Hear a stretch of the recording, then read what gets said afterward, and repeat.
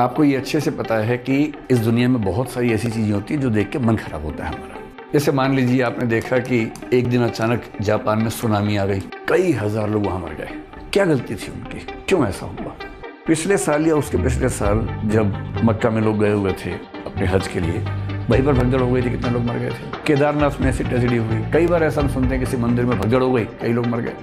Simple बात समझिए, ईश्वर कुछ भी कर सकता है और ईश्वर शुभ, दयालु, कल्याणकारी भी है। लेकिन दुनिया में सुनामी भी आ रही है, भूकंप भी आ रहा है, हजारों लाखों लोग मर भी रहे हैं। तो या तो ईश्वर सर्वशक्तिमान नहीं है कि रोक नहीं पा रहा, या सर्वशक्तिमान है तो कल्याणकारी या दयालु नहीं है कि रोकना चाह नहीं रहा।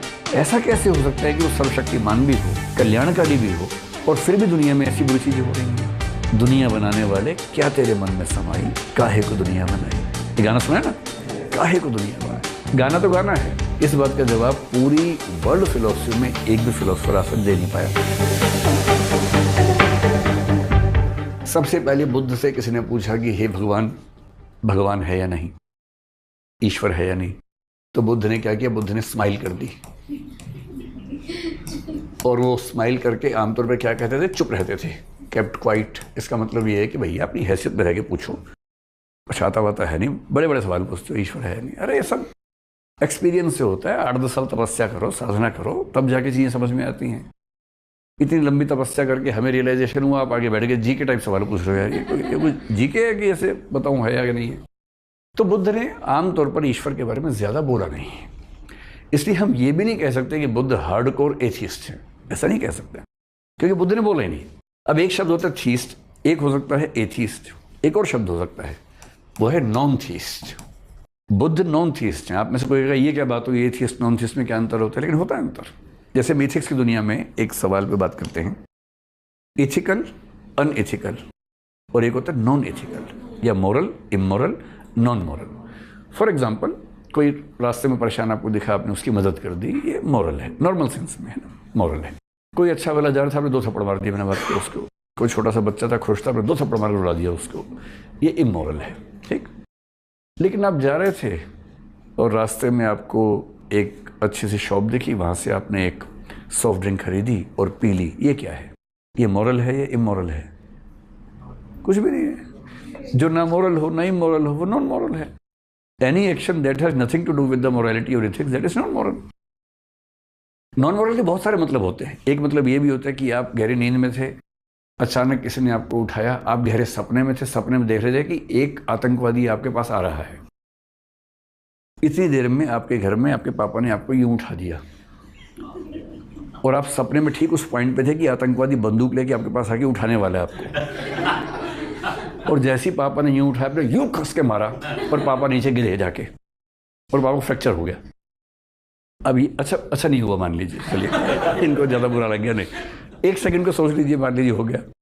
अब आपका ये एक्ट मोरल है, इमोरल है या नॉन मोरल है? नॉन मोरल, क्योंकि आपने सोच के नहीं किया ना भाई, क्योंकि इसमें इंटेंशन आपकी शामिल नहीं थी, आपका नीयत ऐसी नहीं थी, इसलिए नॉन मोरल हम माना जाएगा। इसी तरह से जो थीस्ट भी नहीं है, एथियस्ट भी नहीं है, कुछ कह ही नहीं रहा उसके बारे में, आप उसको क्या बोलेंगे?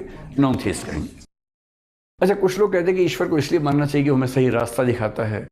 पर जो व्यक्ति कह रहा हो अपदीपो भव, अगर अपदीपो भव कह दिया है तो इसका मतलब है कि रास्ता दिखाने के लिए भी वो कह रही है कि अपने प्रकाश खुद बनो, ना कि किसी पर डिपेंडेंट रहो।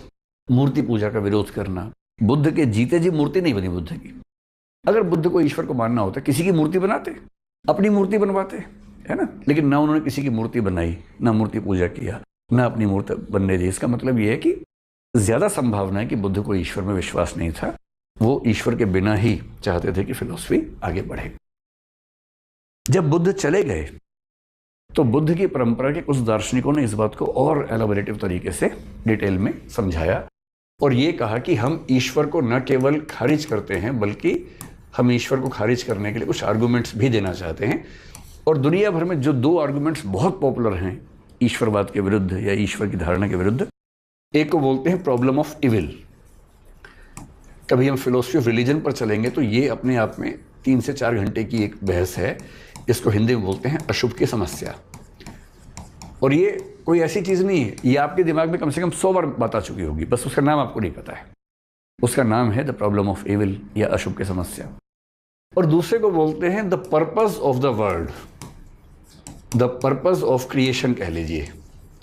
ये भी एक समस्या है। इस क्रिएशन का, इस दुनिया को बनाने के पीछे पर्पस क्या है, इसका जवाब आज तक कोई नहीं दे पाया है। हर धर्म के लोग देते हैं, लेकिन देते हुए थोड़ा मुंह छुपा के देते हैं, क्योंकि उनको पता है कि इतने हमले होंगे इसके ऊपर कि जवाब दे नहीं पाएंगे। उसके बाद बहुत मुश्किल होता है जवाब देना। क्या है इसका मतलब? देखिए, अशुभ की समस्या क्या है। आपको ये अच्छे से पता है कि इस दुनिया में बहुत सारी ऐसी चीज़ें होती हैं जो देख के मन खराब होता है हमारा। जैसे मान लीजिए आपने देखा कि एक दिन अचानक जापान में सुनामी आ गई, कई हजार लोग वहाँ मर गए, ठीक। फिर आपने एक बार देखा कि कहीं बहुत बड़ा अर्थक्वेक आ गया, और अर्थक्वेक भी कई देशों में, जैसे अफगानिस्तान, पाकिस्तान की तरफ थोड़े ज़्यादा आ जाते हैं। फिर हज़ारों लाखों लोग मर जाते हैं वहाँ पर एक झटके में। महात्मा गांधी ने एक बार बहुत गलत कथन कह दिया था बिहार के भूकंप के बारे में, कि ये जो बिहार में जो भूकंप आया है 1930s की बात है, ये भूकंप सवर्ण समुदाय द्वारा तथाकथित निम्न जातियों के खिलाफ किए गए अत्याचारों का परिणाम है। ये महात्मा गांधी कह गए 1934 के बारे में। अब ये बहुत ही मतलब इलॉजिकल सा स्टेटमेंट है, क्योंकि अगर मान लीजिए वो कहना चाह रहे हैं कि सवर्ण जातियों ने गलती की इसलिए सजा देने के लिए भगवान ने ऐसा किया, तो सवाल है कि जो भूकंप में मरे क्या वो सारे सवर्ण थे या उसमें अवर्ण भी थे? हर तरह के लोग थे, छोटे बच्चे भी थे, बहुत बूढ़े भी थे, कई ऐसे छोटे बच्चे जिनको ये भी नहीं पता कि सवर्ण क्या होता है, वर्ण क्या होता है, वो भी उसमें मर गए। तो ये व्याख्याएं मन बहलाने के लिए बेशक अच्छी हों, लेकिन लॉजिकल पैरामीटर्स पे कभी खरी नहीं उतर पाती हैं। ठीक वैसे ही सुनामी हुई, अर्थक्वेक हुआ, हजारों लाखों लोग मर गए, क्या गलती थी उनकी, क्यों ऐसा हुआ? आप देखेंगे कभी कभी तो क्या होता है, किसी मॉस्क में या किसी टेम्पल में, किसी मंदिर में या किसी मस्जिद में ही ऐसी घटनाएं घट जाती हैं। पिछले साल या उसके पिछले साल जब मक्का में लोग गए हुए थे अपने हज के लिए, वहीं पर भगदड़ हो गई थी, कितने लोग मर गए थे। केदारनाथ में ऐसी ट्रेजेडी हुई, कई बार ऐसा हम सुनते हैं किसी मंदिर में भगदड़ हो गई, कई लोग मर गए। तो यहाँ पर जो फिलोसॉफिकल प्रॉब्लम आती है वो क्या आती है? प्रॉब्लम ये है, अब मैं उस प्रॉब्लम को समझा रहा हूँ आपको। स्टेटमेंट नंबर 1 ये है कि गॉड इज ओमनीपोटेंट, यानी कि ईश्वर सर्वशक्तिमान है। ये सारे धर्म इस बात को मानते हैं, जो भी ईश्वरवादी धर्म मानते हैं इस बात को।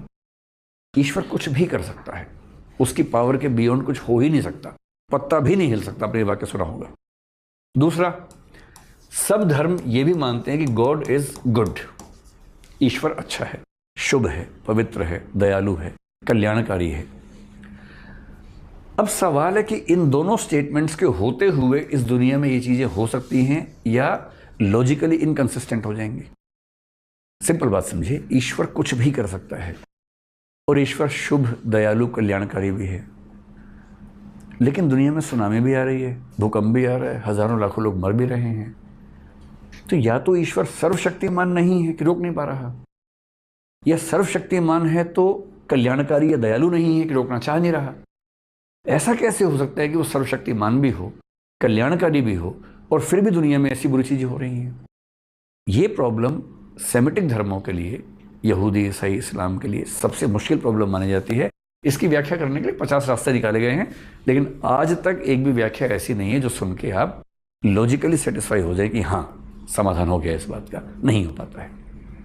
बौद्ध परंपरा के लोगों ने ये विरोध किया, न्याय दर्शन का किया। वैष्णव वेदांत तो बाद में आया, लेकिन हाँ जो बौद्ध परंपरा के बाद के लोग हैं उन्होंने वैष्णव वेदांत पर भी सवाल खड़े किए कि आपका अगर ईश्वर है तो दुनिया में अशुभ क्यों होता है। दूसरा सवाल क्या किया, द पर्पस ऑफ क्रिएशन। ये बड़ा इंटरेस्टिंग सवाल है। इंटरेस्टिंग सवाल इस सेंस में है कि आप ये मानते हैं कि जो गॉड है, ईश्वर है, वो एक परफेक्ट बीइंग है। परफेक्ट का मतलब होता है पूर्ण है, ठीक। अच्छा, आप लोग परफेक्ट हैं कि इम्परफेक्ट हैं? इम्परफेक्ट हैं। और पूर्ण है, अपूर्ण है, दोनों का कनोटेशन थोड़ी अलग होती है समझने के लिए। अच्छा, ये बताइए कि अपूर्ण होने का बेसिक मतलब ये है कि आपके जीवन में कोई ना कोई कमी तो होगी ही, है ना? कुछ ना कुछ तो ऐसा है जो अभी लग रहा है कि ये हो जाए तो थोड़ा मज़ा आ जाए, ऐसा लगता होगा ना। और ऐसी चीज़ें कितनी हैं, 2 4 5 अभी दिमाग में आती होंगी। बस ये हो जाए, बस इतने पैसे इकट्ठे हो जाएं, इतना सम्मान हो जाए, 2 4 प्यारे बच्चे घर में हो जाएं, और ये सब तो अभी हो सकता है आपके मन में आता हो कि ये 3 चीज़ें हो जाएं, ये चेकलिस्ट पूरी हो जाए तो फिर मैं बस लाइफ विल बी परफेक्ट। पर जब तक वो 3 चीज़ें होंगी, पहली बात तो होंगी नहीं एग्जैक्टली जैसे आप चाह रहे हैं, कुछ ना कुछ रह ही जाएगा लेकिन मान लीजिए वो हो भी गई, तो भी आप पाएंगे कि उन 3 के होते होते कुछ ना कुछ और ऐसा हो गया है। अब आपको लग रहा है कि नहीं यार, ये तो ठीक नहीं है। ये और हो जाए, और इसी रेस में लगे लगे लगे लगे अंत में एक दिन राम नाम सत्य हो जाएगा और अधूरेपन के साथ ही सबको मरना है, ये तय है। हाँ, इटरनल सत्य यही है कि एक अधूरापन लेके ही सब लोगों को मरना है, ठीक है। पर गॉड परफेक्ट है। एक बार इमेजिन कीजिए कि अगर कोई व्यक्ति पूर्ण है, इमेजिन कर लीजिए पूर्ण है, परफेक्ट है।